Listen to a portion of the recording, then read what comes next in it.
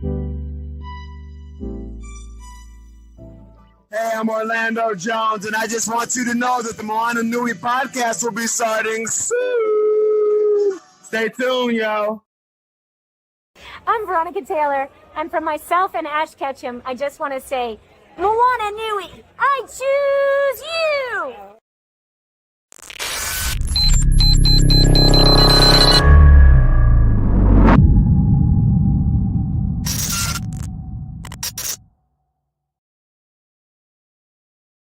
Aloha, everyone, and thank you for joining the Moana Nui Podcast. We're so excited for you to be with us on this special episode today. This past week, me and Moana had we were lucky enough to be able to see each other in person. We were together for the Kapua's Women of Color Conference, and our special guest today was also there, so we got to spend some time with her and actually really think things over and hash things out, and so much with this past week. But we're so excited for each of you to be part of tonight's episode. For those that may or may not know us, I am Dana, the other half of the Moana Nui Podcast.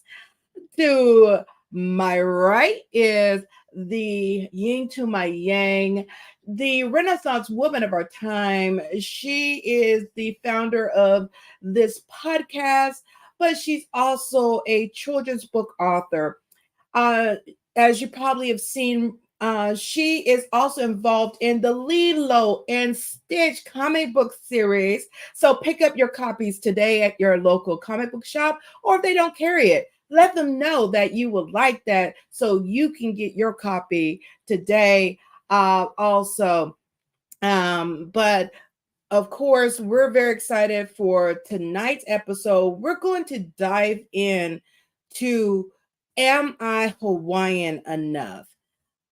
This is a conversation that tends to be within the community because along with other communities, there's always this invisible standard for the people within the community to find out, hey, am I Black enough? Am I Hispanic enough? And even for Hawaiians, we are like, am I Hawaiian enough? Because especially those that live or grow up in the diaspora, to make sure, are we Hawaiian enough? So with that, I am going to bring our special guest, Miss multi-level, multi-advocate. This woman is me meeting her for the first time. She put new fire in my spirit. And of those who know and those who've been a part of the show, if you can fire me and Moana up more than we already are, that just knows how amazing you are as a person. So I would like to welcome the CEO of Papa Ola Lōkahi, Miss Sheri Daniels. Welcome, Sheri. Aloha. How are you guys? Great seeing you.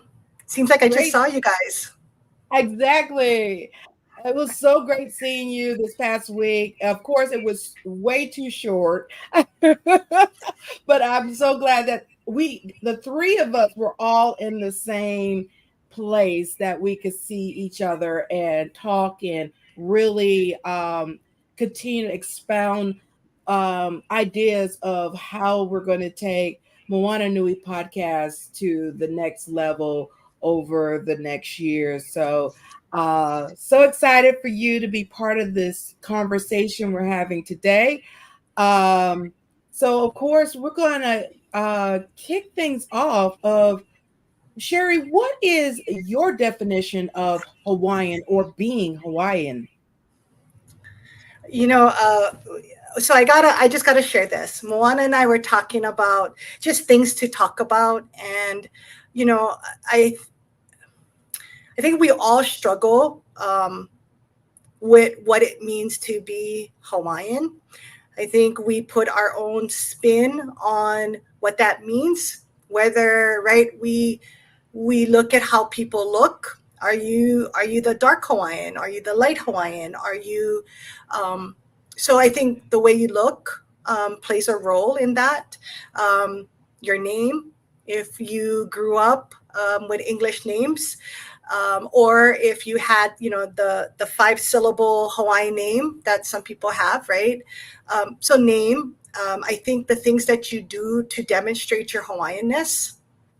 I think for me, yeah, those may or may not matter. I think I do believe for myself,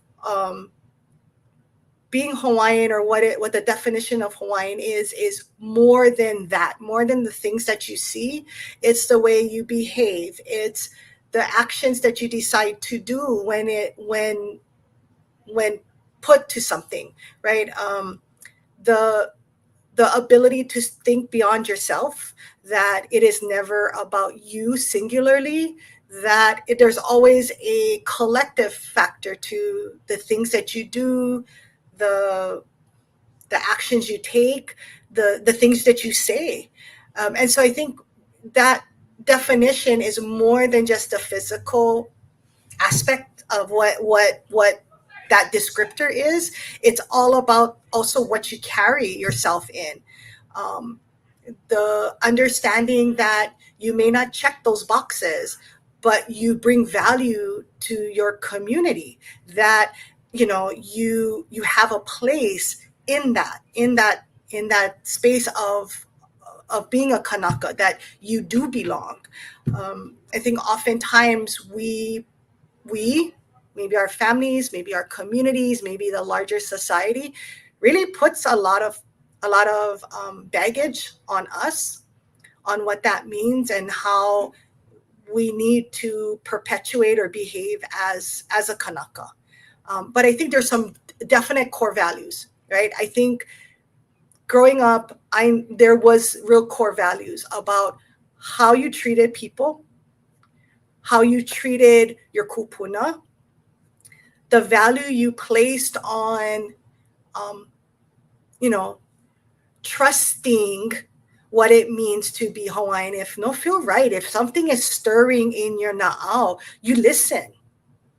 I think we oftentimes in this society now, that doesn't seem, it doesn't fit the parameters, right? It's not tangible. It's not something that I can quantify. And it often sounds very foo-foo kind of like, oh, you just, that's bullcrap. Like how you know that? But it's really taking to heart those values and really applying them in your life. I think oftentimes as Hawaiians, it's really hard. It's a struggle, because what I value and what I need to stand really firm in may not be really the norm, right? And so you often become the one that's maybe stands alone. Not that others don't value that, but it's also what you're willing to stand firm about and in. And so I think that's, for me, the definition of Hawaiian is that you stand in your truth, you stand in who you are, you recognize you have your ancestors and your kupuna behind you that have led that path ahead, and that you're there for the collective of the lahui, not just yourself and your own growth, right? But you grow, but your gain is also everyone's gain. So I think that's, for me, an epiphany, or that what I see as Hawaiian is that they're so giving, so gracious, so genuine and authentic. And I think about my grandparents and my grandfather, especially, just not a bad bone in their body, and you often hear the saying like, don't see my weakness, or don't see my graciousness or my kindness as a sign of weakness, right? That oftentimes as Hawaiians, we're so giving and so gracious that, people feel like, oh yeah, we go pull one over because can. And that's not, right? That's not really what it is. It's, you're giving space so that you're being open to others and the spaces that others need as well. So that was a long-winded way of, but that's Hawaiian too, right? We take the journey. Yeah. Hawaiian, you take the journey and you go everywhere. So, I hope that makes sense for folks. Yes, it really does. So for you, what does Hawaiian enough mean to you personally? Well, okay, so, and I'm sure other people listening to this podcast or thinking about it, thinking of your own space. And I think there's a lot of spaces where we don't feel like we're enough, right? That whole imposter syndrome. And so, I think for me, what I thought of Hawaiian enough has changed over the last 10, 20 years. In that, I think if I was in my 20s, the value of what it meant to be Hawaiian enough is that, I could dance hula. I could get up and kanikapila, grab the ukulele and just sing and be able to do that. Maybe olelo, maybe look more Hawaiian. But I think now in my life, Hawaiian enough is, maybe that's not even what it is. It's just, I'm Hawaiian, that I shouldn't have to validate that for anyone. That I think we are in spaces already that we have to prove our space, and maybe we don't need to. But that's, I think, a personal journey, right? That, because I don't olelo as well as my kids, am I not Hawaiian enough?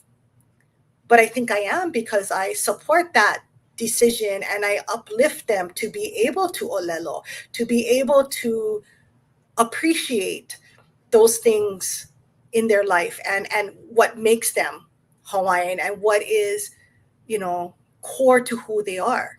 And that works for them. Our family that lives in Arizona, they have a very different life experience of what it means to be, what Hawaiian means, right? That they don't have the same experiences that I have had, or that my husband has had, or my kids have had. And so, right, I think there's grades, different grades of what that means for people and our own life experiences, right? I think if you were raised in a community that, it didn't matter if you supported our community, if you loved us as much as we loved you, right? That was enough to be Hawaiian. And so I think our different life experiences play a huge role in what that is, and the desires and the motivations that we bring to the table. I think in the last podcast I had shared that, in elementary school. So my elementary school was really not a lot of Hawaiians went there. And so I think for me, there was this, what is being Hawaiian even about? Like, what does that mean? Like, what does it mean to be Hawaiian? Because it wasn't so out there. There wasn't a lot of influence around there. So I think now with this generation, the 20-year-olds, the early 30s and younger, this better understanding, having more pride in what that means is very different from my generation, even my parents' generation and my grandparents. And so I think that's where really looking at where you fall on that and your own life experiences to that, I think play a big role. So I think for me,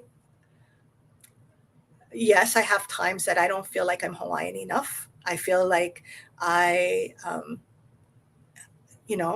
did not have the ability to have a punana leo or a kaiapuni education experience.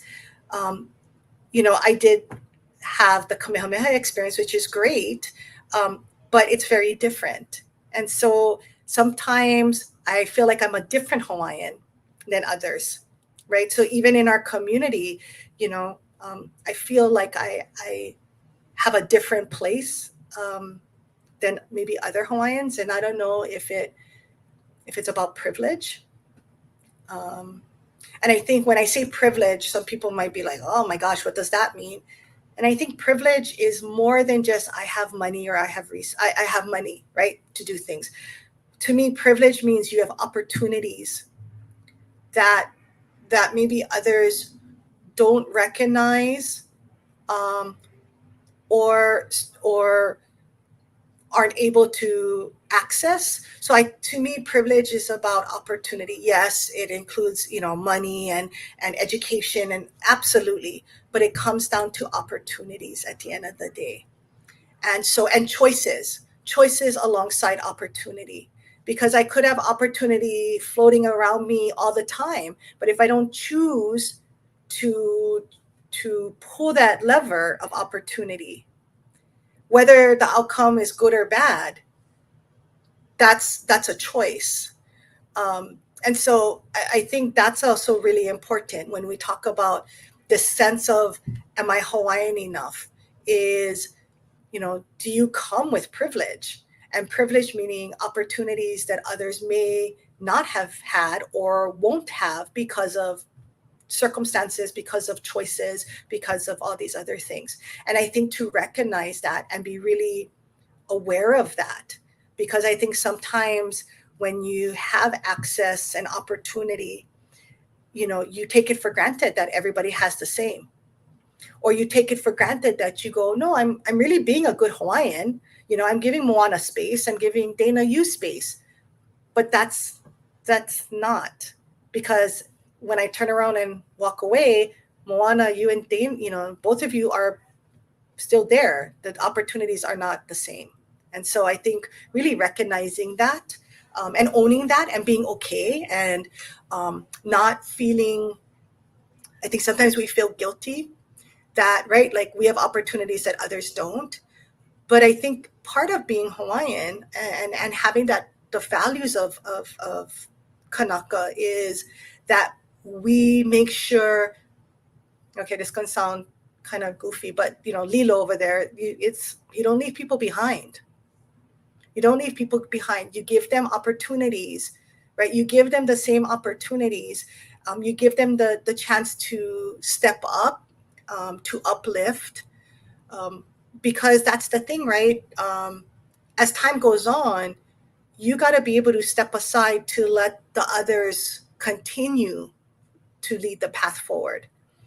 And that's a hard space, because who doesn't like, right, the recognition, who doesn't like the perceived power, all of these things.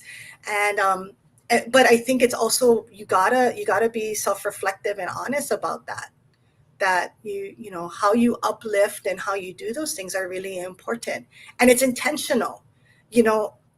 I think, I know for myself, I get up every morning and it's really intentional on the decisions I make and the words I use and the choices I make, because you only get one shot at it. And people, they don't remember when you're being a good Hawaiian, but they remember when you're being a pilau Hawaiian. And I think that's, my biggest thing. Like, I don't want to be known as the pilau Hawaiian. And our community is very, very forgiving, right? They are. I mean, they're very forgiving. But I don't ever want to put my community in a place, or my ohana or myself in a place where, that me being Hawaiian becomes the reason why, right? Because we get enough of that. Oh yeah, that's because they're Hawaiian. That's why they're doing this, or that's why they're using drugs or incarcerated, or, right? It's all of those, but we never put as much energy in uplifting the positive. Yeah, Sheri, I like how you mentioned about privilege, because this is one I think I reflect on all the time, especially when you talk about access and opportunities. I pay attention to conversations, in different spaces. And I would say there are outsiders who say that our community complains a lot. And I would say that any community can complain a lot, especially if you're online, because that's kind of the culture, right? So while I do think some people do complain a lot, there is, different access and opportunities that are either accessible or not. I think the part that breaks my heart is when I see Kanaka, or just not even just Kanaka, people who have lots of potential, but who don't have the right voices supporting them to be brave to one, to be ready for the opportunities, and two, to step forward and take them, right? Like, and take advantage of them. Not take advantage in a bad way, but step into your role, your kuleana. And then I also think about so when we was talking earlier about the definition of Hawaiian, a lot of it is, kind of connected to our kupuna. We talked a little bit about that piece. So for those I know living in the diaspora, that access is not the same as, one who's living at home. Especially if you don't know your moku how, but also just like your own physical environment, right? Like, the community is disparate, right? Like, we're not all concentrated in a place, and there's, the types of things that you kind of take for granted. But when it's gone, it's like, oh, this is different. How do I adapt to this? Yeah. So I like that you brought up those things, and also about imposter syndrome. Like, that is one that Dana and I have talked about this. We've had a couple segments on this. And I think for me, like, I'm always reflecting on, like, what does this even mean for me?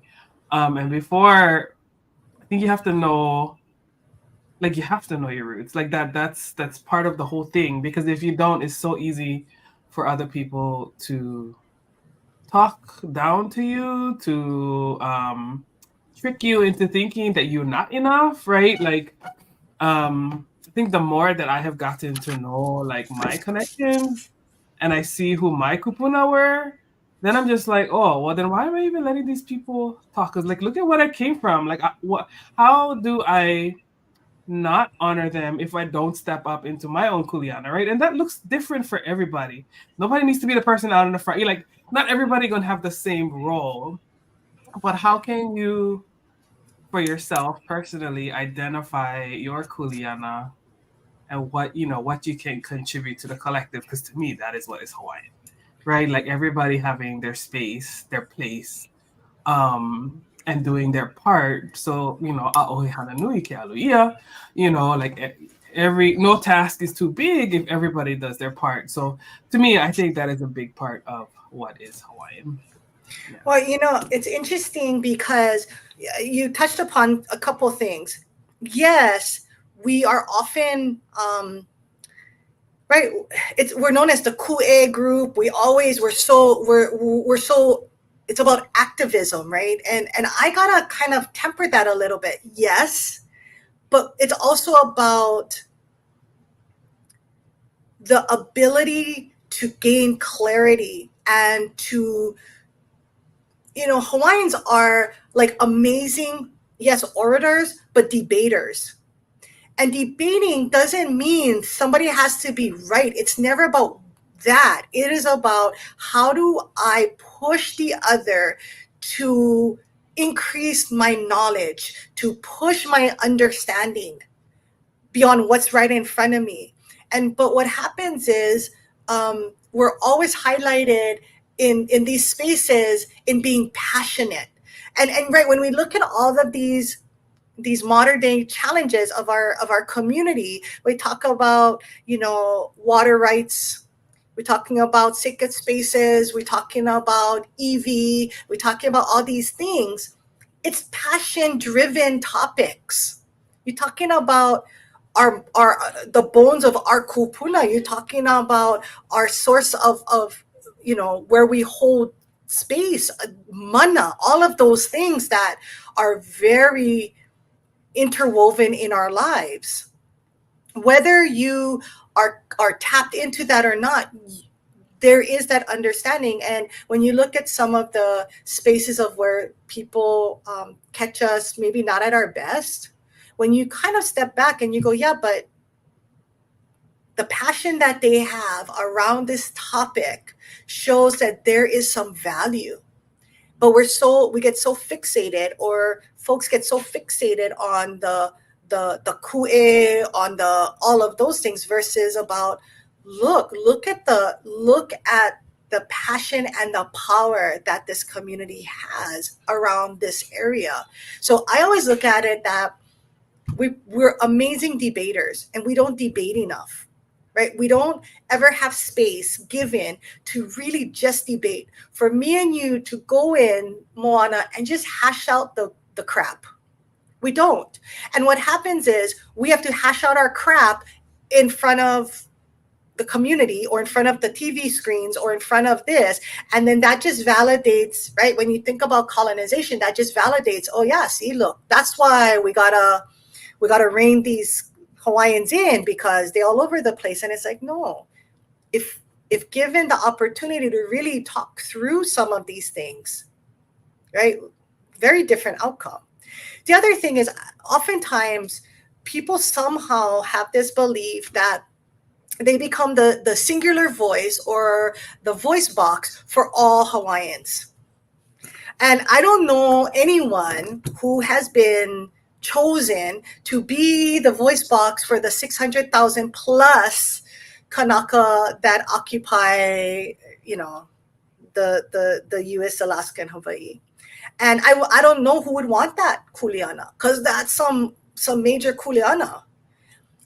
And so I think that's the other thing, is somehow folks think that, right, you Hawaiian, you're answering for all Hawaiians. And that is so not true. I think you will have not just generationally different viewpoints. I think you also have, like you said, a person's connection to their own ohana and their understanding of their mo'okuauhau, very important. But I also think what also plays a role is people's willingness to just listen, right? Just their willingness to listen to the stories of our kupuna, to just soak in all the storytelling that you hear. We don't do that enough. And so, it's all of those factors that kind of mush into this ball of stuff that we keep trying to untangle. It's like a big ball of yarn, right, that we're trying to untangle, and it keeps getting like knotted. Or it's like a koko, or when people tie cordage, right, and the hihia, the knotting of those things. All of those stuff, I think, is very relative to the things we're talking about today.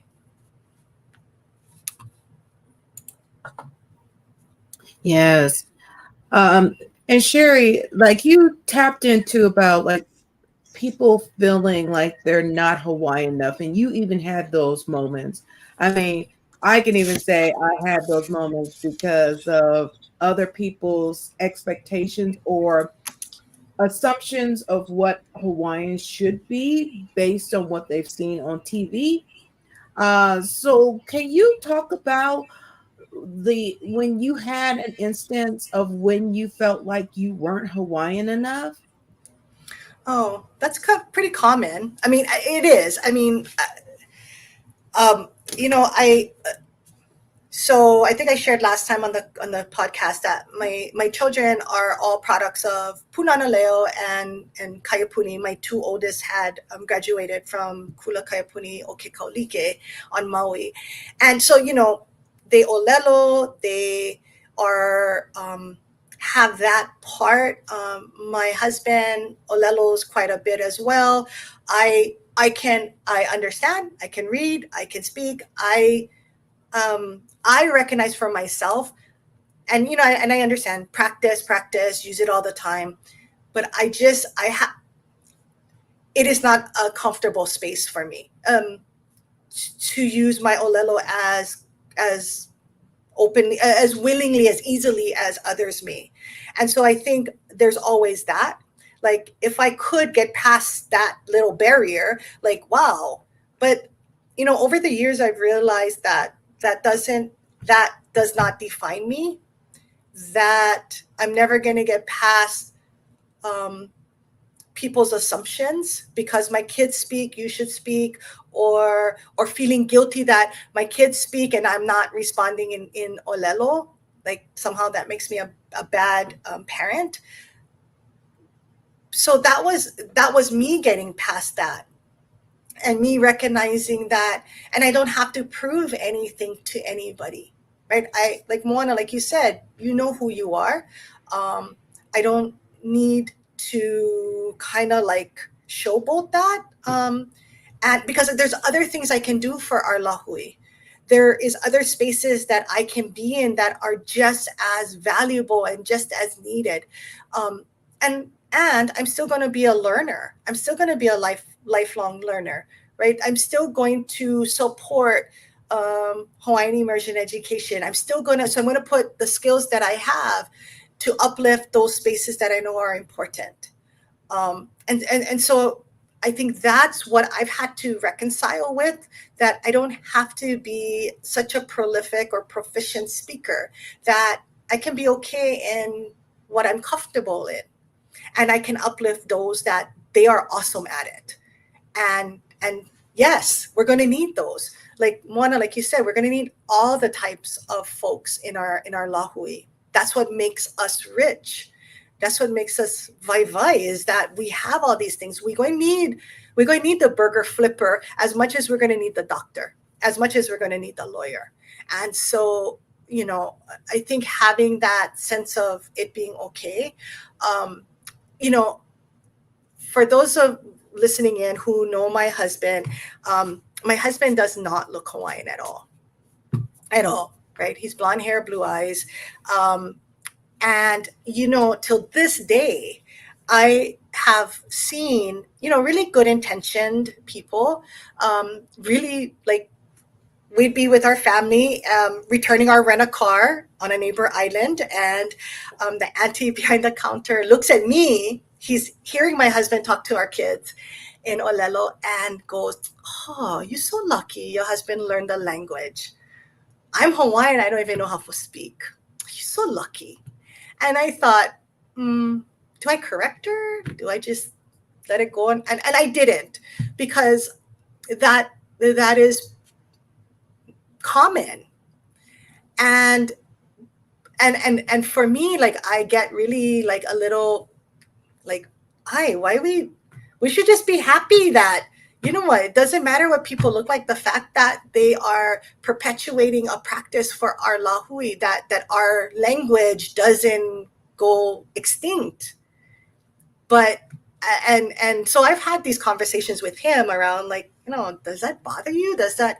And I think at some point, yeah, it did. And as we've gotten older, I think you recognize it for what it is, and they don't know any better. And not that there was any ill intention behind it. She was actually like, kind of like, awesome job. Like, you can do that. He can do that. And then I think, oh, that makes me realize that Hawaiians come in all shapes and sizes and colors and everything, right? That you don't even know anymore who is and who isn't. And so, but again, that's a cultural value. You're not going to treat anybody different just because you think they might not be, right? You're going to be the same regardless. And if they're not, hey, you know, congratulations that you're able to uphold a practice, or, you know, this traditional piece for us, for our community, that you're helping to perpetuate, you know. So I think there's a way you can look at it without, you know, making it so junk, because get enough junk stuff for our people that we gotta really look at how we perpetuate, we change the narrative. So it is really about abundance and uplifting versus the narrative of disparities, because that's not productive for us. Yes, exactly. So Sheri, what are your thoughts on non-Kanakas who have provided value to our communities? Your maneo. So I think we have some really great examples of non-Kanaka, right? So folks like Puakea Nogomeyer, I mean, they are just, we have non-Kanaka who demonstrate on the daily their commitment to our lahui. And the thing I really respect about some of these individuals and I don't want to call them Kanaka, but I am going to call them Kanaka, is that they stayed right at the front. They're okay. They embrace that they are not Hawaiian, but that doesn't stop them from showing up and being present for our people. And that, right, that is their commitment. And it's not anything that they gain from it. It's not this self-serving elevation for them. It's truly about uplifting the collective, the lahui in general. And I think that's, we got to have that. When we look back in our kingdom, we had non-Kanaka that were very clearly committed to the kingdom and to the monarch, right? That they knew that they were subjects of the queen of our kingdom. They knew that, but it wasn't so polarizing as sometimes it is today, because they were all in there for the collective good. And so for me, I think there are definitely places for non-Hawaiians to be part and bring value to our community. And maybe that's the word, right?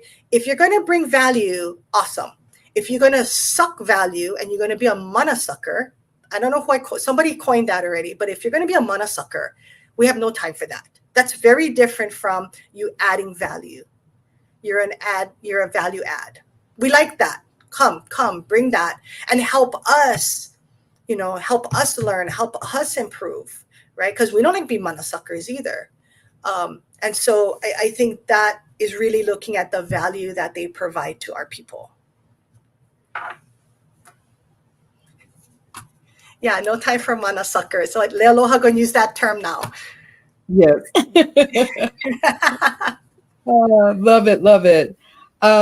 So earlier you mentioned about grades of Hawaiian. What is your manano on grades of Hawaiian? Is it a thing for you? Like you mentioned about not being active in Oleo, but can understand, can speak, but your family is more in immersion. What is your views on those grades of Hawaiian? I think you have to recognize where you are. So I think sometimes I am, depending on the topic, depending on what's happening in our community, I might be really to one end in really pushing having, rights to our water, to those practices. There might be something that really drives my passion around cultural healing practices. That might be my area, or language, immersion language. That might be something that really pushes my the range of what I get involved in. But I would think most times I am probably more centered around that. I also, the other thing is I don't dance hula. Oh, I did, but it's really uncomfortable when, you like the tall kid in the back. And so you stand out like a sore thumb, and then it just looks awkward. You don't have the real pretty long hair. You're not, so, I think those kinds of experiences stay with you. And no matter how much I really go, gosh, I wish I could. I picture myself as that awkward, gawky, like, yeah, no. That's not the image that I see myself on during Merry Monarch, right? That is not the vision. And so, but I'm okay with that. And I think it's because I'm comfortable at what I can do and what I maybe am not as good at. Not that I can't do. It's just I'm maybe not at the level that I'd want. Because you know what? I'm sure there's somebody somewhere. If I did a little, dance of ulupalakua or, that kind of stuff, they would be totally blown away and think I'm just like awesome, awesome possum here. But right, it's also the audience. It's also the audience. Because what you are accustomed to like shades your world. And I'm going to give an example. So my kids, we were so we put my kids in like KS, summer programs, spring break programs, things like that. And so my older child was in there and his brother was in the audience with us. And, they're they're providing an opportunity for students that really maybe don't have exposure to language, to Olelo, as my kids have had. And, like anybody who's just hearing this, for like 1 week, you don't know, the comfort level is not there. And I remember my son telling me like, "Oh, Mom, my ears hurt." And I was like, "What?" And it wasn't until talking further with him, they were so accustomed to what they grew up in and what they were exposed to that it was just very different. And I think that's also really important as Kanaka, that my worldview, my lived experience may look very different from yours, Dana, or yours, Moana. Doesn't make it any better, worse, nothing. It just adds to the fabric of who we are as Kanaka. I mean, think about our ali'i, right? Our ali'i would send people out into the world to navigate these different countries, these different communities, and gather and learn and be immersed and come back and bring that all that ike and all that richness with them, because our ali'i knew, right, that there was a world beyond our islands. And if we had to, right, and if we had to engage with that, be aware of it, that this was opportunities to improve us. And I think that's really important, that sometimes we look at the deficit, or we go, "Oh my gosh, I'm not that great." And it's like, you know what, you're pretty darn fabulous where you are. The thing you got to do is surround yourself with others that fill in the pukas around you, so that now what you're looking at is this amazing fabric of all of this stuff. And that's also cultural, right? That's also very Kanaka way of thinking, that I recognize where I am and where my limits and where I can, and then I bring everybody else around and into supporting their space and what they're good at. But then I gain too, because I get to learn, I get to be exposed, I get to vibe off that energy as well, in a way that also uplifts them, right? So it's that, to me, it's also an exchange of mana, a reciprocation of mana, that we all come with mana that we come with, and then there's mana that we gain. But I think when there's more of that mana going around, that we all we amplify. Like, how awesome is that? So yeah, I think the grade, we definitely have grades of Hawaiian. I think when we were talking, there's that. Okay, I don't want to offend anybody, so I'm going to disclaim this. There's what we call the coconut Hawaiian, the Oreo Hawaiian, right? We've all heard that. But I think that's a grade, right? That's a grade that we go and have that. That's in any community, that sometimes you get people that look what you think Hawaiian should be, but they act not even close. But then you got to stop and wonder, what is their lived experience? What was their exposure to culture and to that? And sometimes I know, our Kanaka that live away from Hawaii often struggle with that, especially as each generation goes, right? When we talk with our Hawaiians on the continent, we often hear the story of, when that first generation moved up or made the choice for whatever reason, that they always, made the effort to come home, to come visit, to come and stay connected. But really by the third generation, we're seeing that that's a little harder to do because, right, the first generation, the aunties, uncles, that is still there. But by the second generation, we hear stories of, it's really hard for them to connect what mom or dad talked about because they didn't grow up there. So connection to Tutu's house or Auntie's house really becomes a different experience. And so by the third generation, it's even harder to keep that connection. It's not fault of anyone.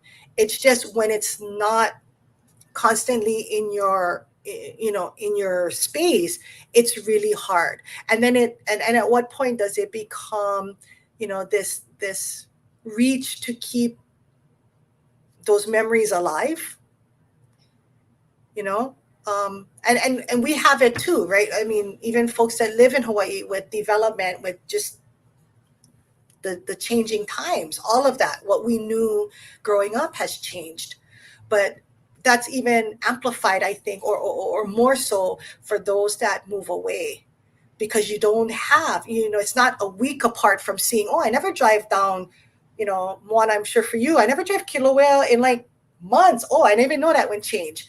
When you're coming, oh my gosh, I haven't been there in like 10 years. Holy smokes, right? The transformation is so much greater. And so that makes it harder for us to hold on to that because it's just harder. And our own lives, right? We get focused in on what's happening on the day-to-day, wherever we're at.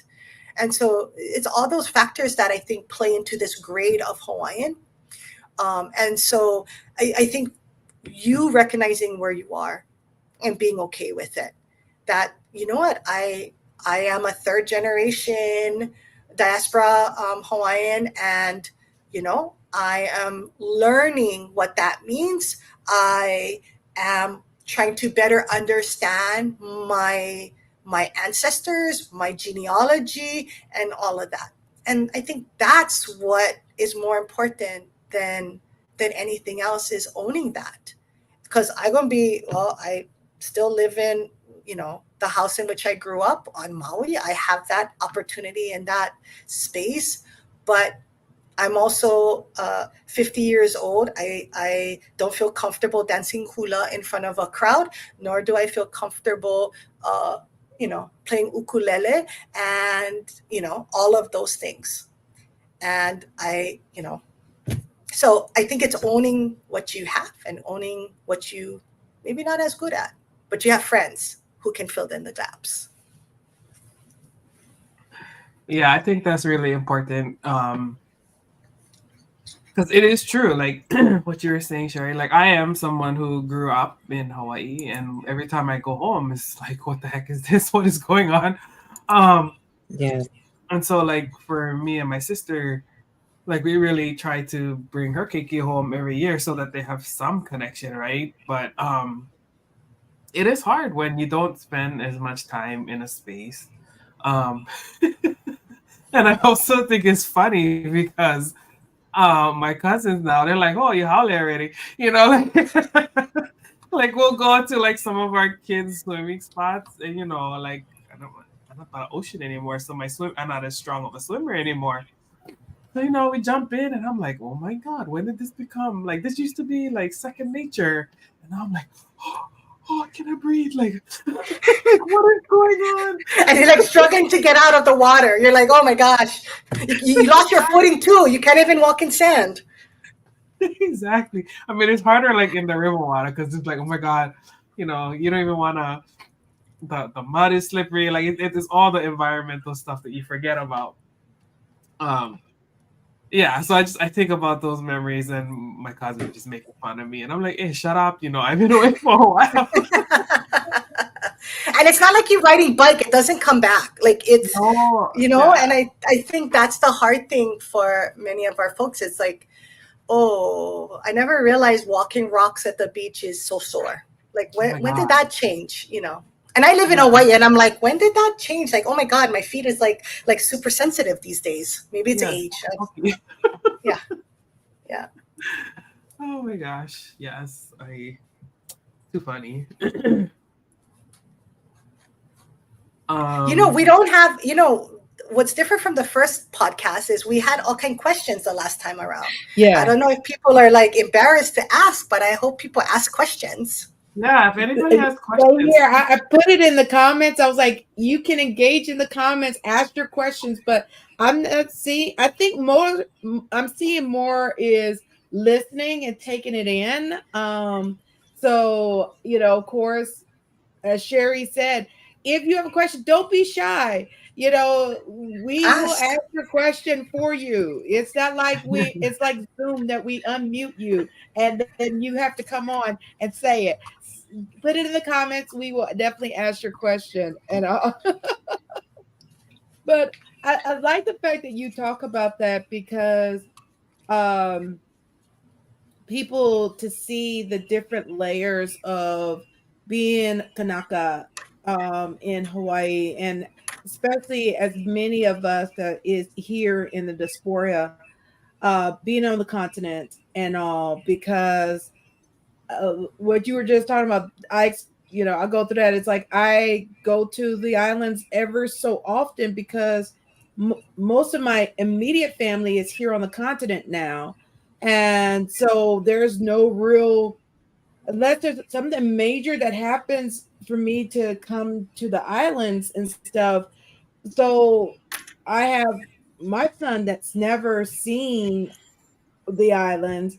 Me, the last time I went, like you said, walking, I was just like, when did it feel this way? I don't remember walking on stuff here that my feet hurt, my feet are sensitive and things like that. And as you realize you've adapted to where you are now and you have to readjust. It's like I said, getting on the bicycle. It may be a little tough after you ever rode on it for a while, but you get right back in that rhythm once you are immersed in it again. So I love that part of the conversation and everything. Let's see. Looks like we have here that we have, if we haven't spoke on this, she said, many times Kanaka are questioned by our Kanaka in Hawaii as to if we are Kanaka enough. We are put into a space where we are now mainland Hawaiians. What does this mean? Well, okay, so this is my 2 cents. Take it or leave it.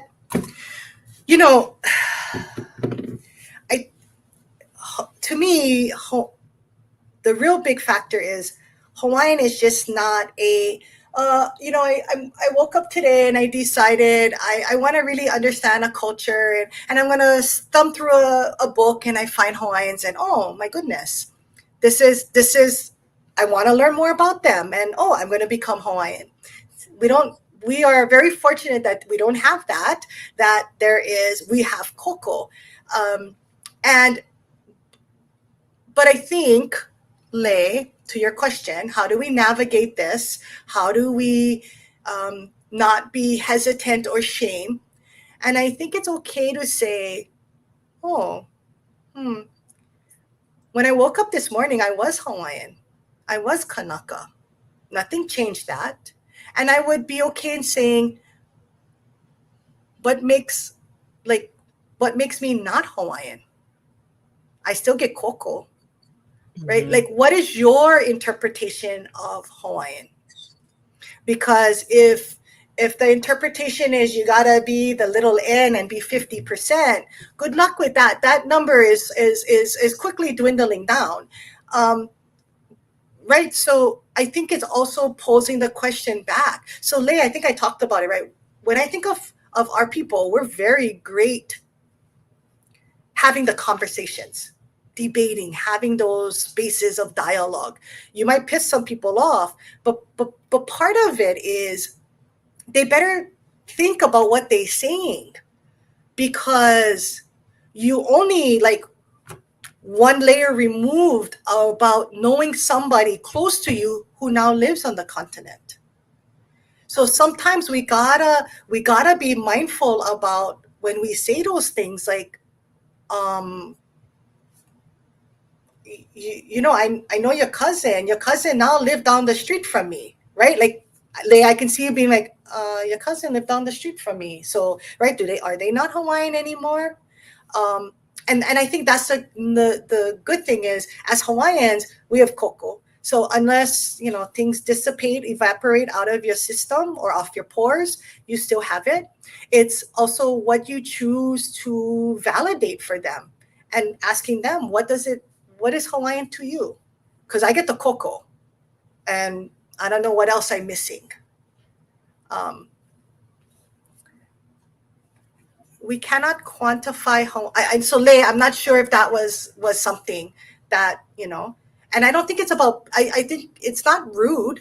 I don't think you're being a jerk. I think you're putting it back on them for their own self-reflection.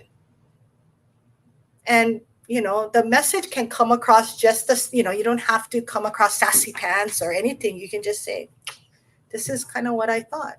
And okay. And we can agree to disagree. If their philosophy is really different than yours, then you just go, okay, hikino, mahalo. And then you recognize that just some people going to have a very different philosophy. But all you can control is your own. All you can control is your own in that. Yeah, you can only control your response. You can only control your perception of it. You cannot control others. And so maybe it's also taking on that space of demonstrating what cultural values mean and putting into play. So, what is the other question? Oh, I don't think so. I am not even that. We cannot quantify Hawaiianness. We all have different, not having one. Yeah, exactly. Kalani, you're absolutely right. And I think when people start to try to use that, then I don't know. In my opinion, this is just my opinion, that's not really Kanaka right there. And I think I'm okay in my space in my life to be like, that's not Kanaka. I don't know where you got that from, but you know, sometimes you got to check yourself.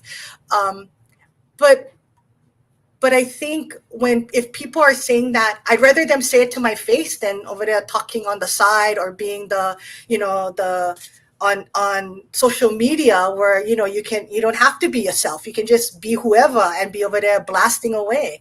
So in a way, Leigh, you want people to put it up in front of you, because then you know their ano and you know where they're thinking, and that makes you more aware of the spaces that you occupy. Yes.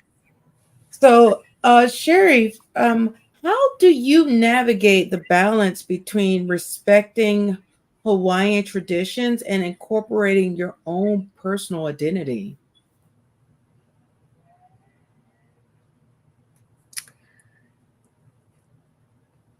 Well, I think I don't think you can have one without the other. I believe that understanding the values that you hold as a Hawaiian is part of your identity, is part of who you are. You know, I often say, people always tell me like, oh, you know, help me, you know, have more aloha, you know, all of this. And the first thing I say is, okay, just to be clear, I cannot create aloha for you. You either have it or you don't. And it's like your values of being Hawaiian, of Hawaiian values. You either have it or you don't. What I can help you understand or help, kind of give you manao on is, how do you put that into action? How do you build or expand that of you? If you know moral,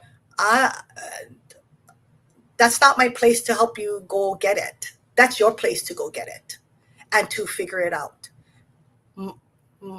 My place is, hey, how do we amplify? How do we make that enhanced? How do we learn the skills to be better at it? But if you know more to start with, yeah, that's really hard to do. So I think for me, it's being intentional, and it's recognizing there are things that I don't know, and being okay with that, and saying I don't know. Like, I see Kalani on here, and I've seen his stuff on social media around genealogy and stuff, and like I'm like, oh wow. And so I recognize, like, there are people that I fan crush and I go, oh my God, they're amazing. Like, I love the work they're doing. That's not my space. Not that I'm not interested in it, but that's not, like, I'm not a great crafter at all. And people who know me know this about me. I am not great with glue guns. I cannot weave to save my life. So I definitely was not I was not doing kappa. I was not doing, no. That is not me. And so I think it's recognizing what I do contribute and bring to the table, and what I don't. And recognizing that that balance for myself, and being intentional, really being intentional. And sometimes I just like blast, and I have to just kind of stop and really think about the implications that my words will have if I did that, if I said this versus that. It's being very intentional, like a konane, like the konane game. It's not about the move in front of you. It is the move that's 3 moves in front of you, right? It is about anticipating what the other person has or will do or has done. And so sometimes it's almost being, I think sometimes it looks like you're being not maybe lazy, but like, right, kind of like, I go wait on them. But the I go and wait on him is because we're waiting to see what else falls in. Where does that, it's about timing. It really is about timing. When we all kind of stop and take a look at our lives, and we look at things that just move the way it's supposed to move, oftentimes it's because we kind of waited, or it had to come back a second or third or fourth time because the timing wasn't right. And so I think that's also very cultural and very Kanaka in the thinking, that sometimes we got to just pump the brakes a little bit and take a breath and then decide. We in this environment now that it's that instant gratification, instant everything, and that's not what it is. When you are digging through your genealogy, you're not going to get them on your first look. You're going to have to dig and dig and dig and dig and hit a wall, turn around, dig and dig and dig. Same thing when you're doing, you're making a lehulu, you're doing lepo'o. If you're not in it, your poor lepo'o going to look like, probably like mine, like half, all over, all chunky, and then thin, and then it looks like a hot mess. But when you really just pace and you think and you are thoughtful, that's when you get into a rhythm, right? That's when you watch these weavers, you watch these folks like that, they get in a rhythm. And I think that's the balance, is finding that rhythm, like when you're watching people do lei, or you watching people weave. It's that rhythm. And that to me is balance of life, right? Is finding that rhythm. Yes, yes. So Sheri, with us, talking about the, Hawaiian culture and traditions, how do you envision passing on Hawaiian culture and tradition to the future generations with so many here on the continent? A lot of the Olelo is not being passed on, things like that. How do you envision that we can keep the culture and traditions connected to our future generations?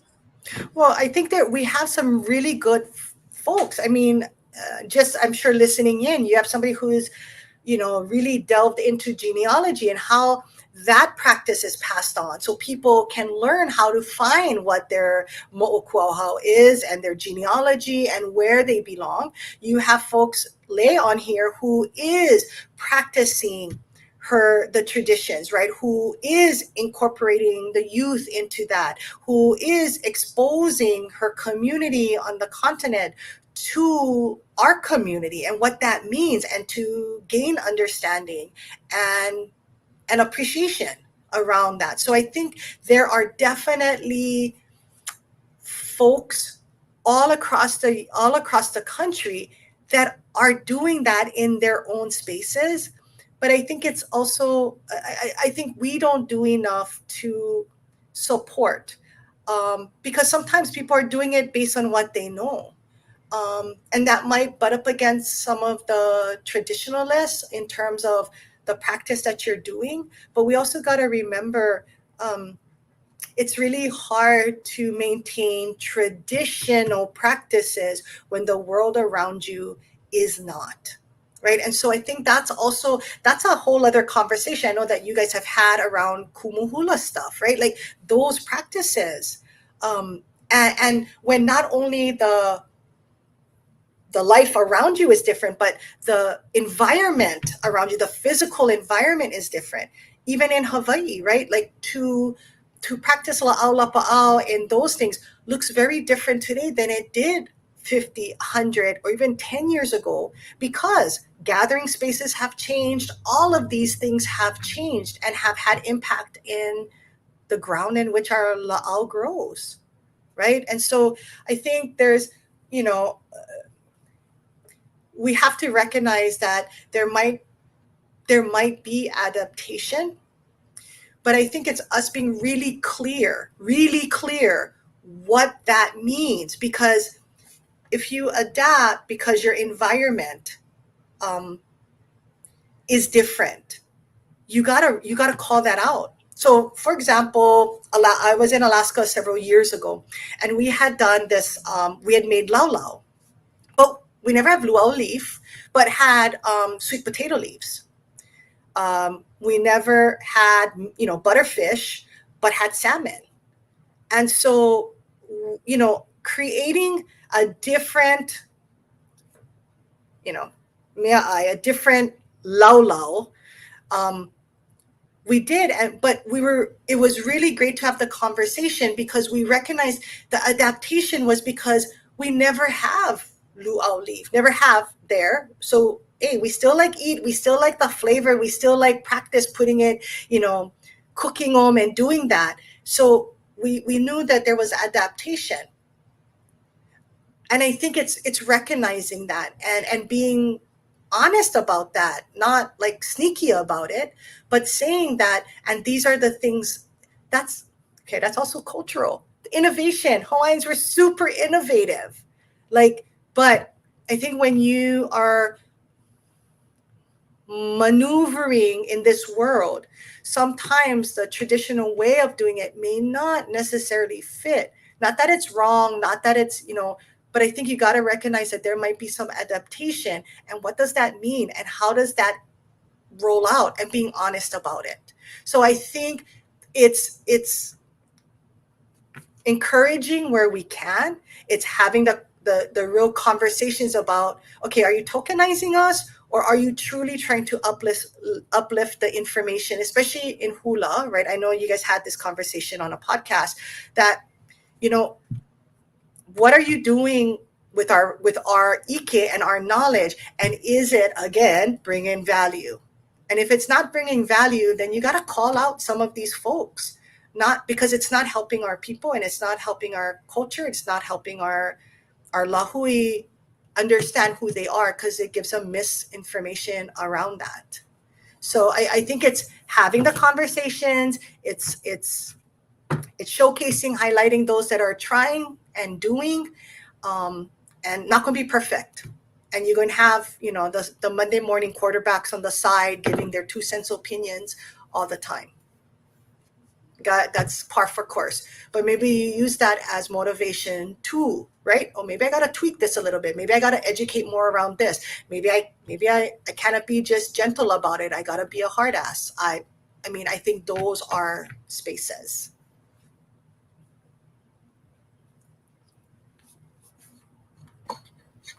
Yes, I think that is a great conversation on that, because there's often that almost competition between an arguments of the traditionalists and the and for those Contemporary. to adapt, because we see that with a lot of our forms of our traditions and culture, that it's like there's a big difference between appropriating our culture versus utilizing the culture and adapting to what we have available here on the continent, and such that we can't have 100% what we can get on the island, but we're going to still pass on those traditions and things with what we have here. So so of course we're getting towards the end of the night. So how would you, Sheri, how would we put our passion into reality as Hawaiians to really pass on who we are as a people and a culture? I think that's kind of a loaded question. I think it's gonna be personal choice, personal how they do it, because some people may feel super comfortable with their ohana, doing that with their ohana, kind of, creating that growth within their own family and having that kind of push out. I think other people have the opportunity to do a larger audience, a different type of audience. I think it's going to be a multi-pronged approach, and I think it has to be very thoughtful, intentional. I don't think we can just go, shooting from the hip and doing all of that. But I also think it has to be, it has to be made personal too, right? That it cannot just, you have to build connection, and you have to have pilina, and you have to do all of those things. If you think you're going to do it by just, your name, and by your name, you're going to get all these things done, and, it's the who's who, that's, yeah, sure, in one area, but you got to connect. You got to go where our community is at. You got to have conversations. You got to shut your mouth, open your ears, sit, watch, listen, all of those things. I think we don't do that as often. We don't, be the fly on the wall and just listen and watch and fill our na'au with all of that kind of stuff. Right? We don't. We're so busy trying to accumulate, and we're so busy in trying to elevate our own selves that we miss those rare opportunities of just sitting and listening and doing. It's really about the hana at the end of the day, right? It's really about the work that you do. And if other people are in your va'a working as well as you, then you guys all benefit, right? We all get to the destination quicker without working so hard. But it is about the work. Growing up, and even, I hear it from others that if we come and we show up at somebody's house, you don't ask them, hey, you need help, auntie. No, you just get in there, you roll up your sleeves, you start washing dishes, you grab the towel, you start drying the plates, right? You start picking up the rubbish, throwing them away. If you gotta ask how you can be of service, yes, there's some spaces you're gonna put it out there, let me help be of service. But if you gotta ask in your community, you need to self-reflect on that. So, I think all of those things, I don't think it's one. I don't think there's a silver bullet, Dana, of you do this one thing and that's it. And the other thing that's a reality is it's tiring. It's tiring. Because the constant need to educate about what it means to be Hawaiian, who I am as a Hawaiian, is exhausting. I think I should just have a recorder. But it's important because part of that is connecting, right? If I look at it as, oh my gosh, here we go again, that's very different than the outcome I want versus, okay, let me tell you about this. Let me share my mana'o around this. We may not agree, but let me put it out there. I think that's also really important. Well, Sheri, first of all, of course, every time we have on here, you drop nuggets after nuggets of really getting the thought process going. And for those that are watching this on the replay, definitely take some of this in, still comment, because especially if something is conversation resonated with you, that you want to have a certain topic you would like for us to talk about on the show, please comment on this episode, but also you can email us at moananuipodcast is one word at gmail.com. If there's a topic that you want us to dive into that this conversation inspired within you as we're having these conversations and navigating through the podcast and everything. Moana, do you have any last words before we get ready to wrap up the show? No, I just wanted to mahalo Sheri for, always coming onto the space and having some of these tough conversations. I think it is definitely very important for us to have them. And I think the thing that I take away and encourage everybody to think about how you can do this is to listen. Because I think, especially in today's times, people listen to react, but they're not listening to understand all the time. And I think that's really important to understand the nuances of the conversations. I can't remember which topic we were talking about, but for me, if I feel like a discussion could be perceived, maybe like tick somebody off, I'll always ask for like a definite, like, how are you defining this term so that I can respond like in that specific area? Because I think, and I see this even at work, like in even non-Kanaka spaces, that there tends to be a lot of headbutts because we're not using the same definition of the word, right? Yes. And so, yeah. So I definitely encourage people, to welcome the conversations, right? Like if somebody doesn't agree with you, doesn't mean that like we gotta be hoo-hoo. Like it's an opportunity for me. It's an opportunity to learn. Like yes. I come with my experiences and what I'm exposed to, but I don't know everything because I cannot know everything. So I think if you come with that, it's good as we learn from each other. So mahalo nui, mahalo to everybody who have engaged in the conversation. Sorry for my voice, it's funny kind. Trying to get over this cold, but Mahalo nui for joining us.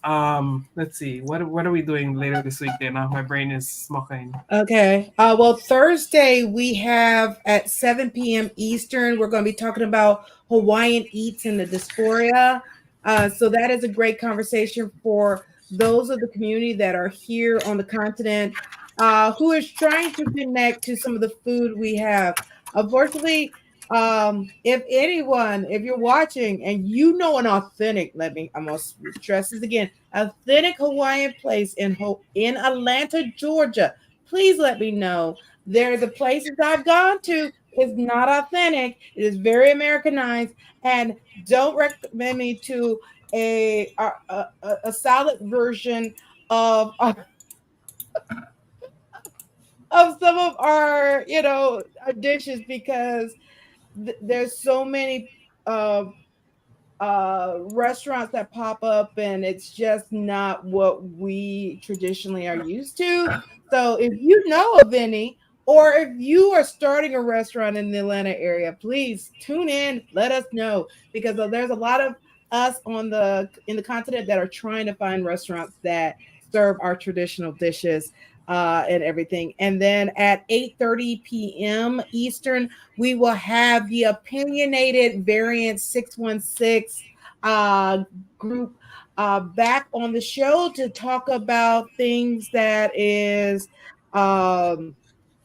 on TV, talking about steals and deals that you can find in your local stores that ties into fandoms and some of the things that, if you're a collector or you're a fashionista, where you can some of the finds they're finding this particular month. So definitely tune in for our 8:30 episode.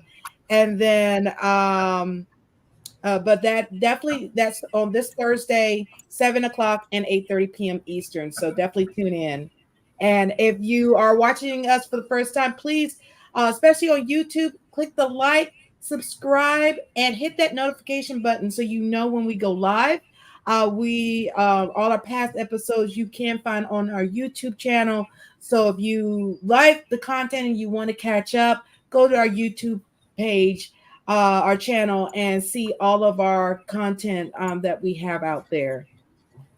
And with that, Sheri, do you have any last words or anywhere that they can learn more and follow POL and everything that your organization is doing? Yeah, definitely papaolalōkahi.org. Our website, we are on social media, Instagram, Twitter, or X, I guess it's called, and Facebook. So yeah, take a look. Also, we have our NHPI covidhawaii.net. You might want to look at that. There's some pretty cool things that our Pacific Islanders are doing with our organization. So yeah. Awesome. Well, everyone, we thank you for tuning in tonight. And for those that are watching this on the replay, definitely share this conversation with your fellow Kanakas, both on the continent and on the islands, to keep this conversation going. And of course, as I mentioned before, if there's any topics you want us to discuss that affects the community or connects us as a community, definitely reach out to us so we can have that as a potential topic for upcoming episodes. But once again, everyone, thank you so much for tuning in, and have a great evening. And we'll see you on Thursday. Bye, everyone.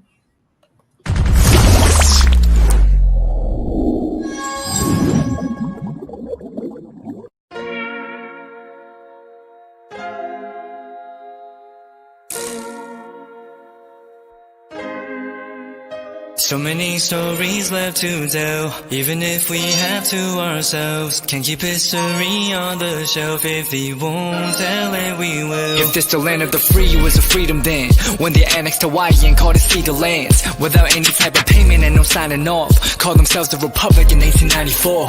1.2 million acres overtaken from the Native Hawaiians. When they resisted, the West retaliated in violence and erasure. The Hawaiian language is banned as part of colonialism's plan to expand. Yeah. Stuck between a rock and a hard place. Multiple bombings of Koula as a part of their ongoing war with Asia. Used it as a place for target practice.